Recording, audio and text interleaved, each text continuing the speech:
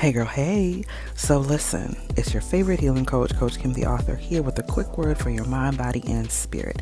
And I pray that you are having an awesome Wednesday, have been having an awesome year, and that everything you've been waiting on God to do or show up in comes to pass for you, not in the nick of time, but before you need it, and that it comes Ephesians 3:20 style in the name of Jesus.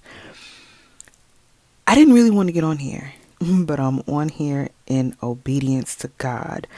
Hence the faceless message, because I'm tired and I look tired and I feel tired.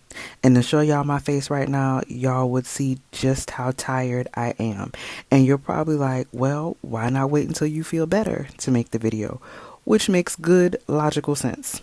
But rarely does God call on us to do something when we're at 100%.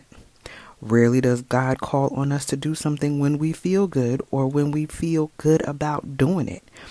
Rarely does God call on us to do something that we can do in our own strength. And for me, this video is just one of those things. And as it seems to be God's way with me, He's using my current situation to speak a thing to y'all, which is to push through.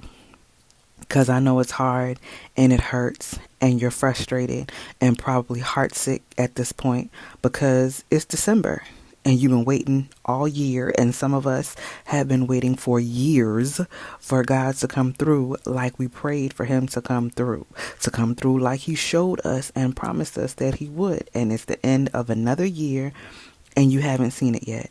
You haven't held it yet. It hasn't come to fruition yet. Your marriage hasn't been restored yet, or the pregnancy hasn't manifested yet. The job or the promotion or the degree hasn't shown up yet. The new house and the new car and the new city that God promised you were moving to hasn't come to pass yet, even though you've done all the things. You've done all the fasts, prayed all the prayers, broken all the generational curses, repented, and actually turned away from all those things and all those people that God said to leave alone. You've been in consecration and you've been obedient, and God keeps confirming that not only are you doing what He asked, you're not doing anything wrong, and the blessings and the promises are here. They're coming, they're being released, and yet you're still struggling.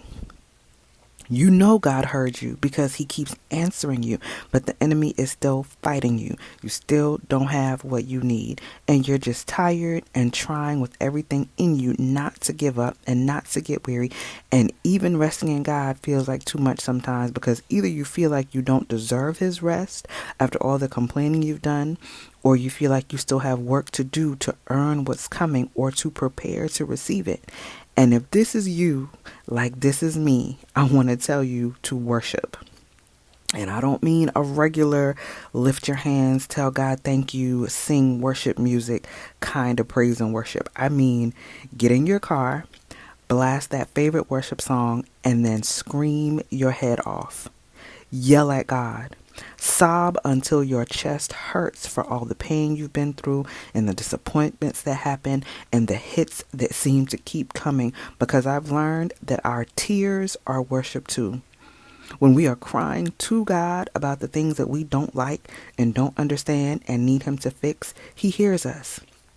And the Bible tells us that He counts our tears, and we will reap a harvest for what we've sown in tears. And when you can't find any more tears to cry about the things that you don't have yet, find a way to just say thank you, even if it's in your heart, because for everything you don't have yet, God still kept you. It may feel like a meager existence of struggle and heartbreak right now, but He's kept you alive and steady and strong enough to keep going. And He didn't do that to torture you, but to teach you. And I don't know what He's teaching you, because all of our lessons are different, but know that you're still here for a reason. So thank God for what He's done, what you know is still coming to pass in your favor and on your behalf, because He's not a liar. Then dust yourself off and push through. And don't just push through to push through. Push through in faith, believing the confirmation that He's been sending to you. Push through by preparing to receive what you've prayed, and know that if God said that it's time, it's time. Until next time, y'all stay blessed.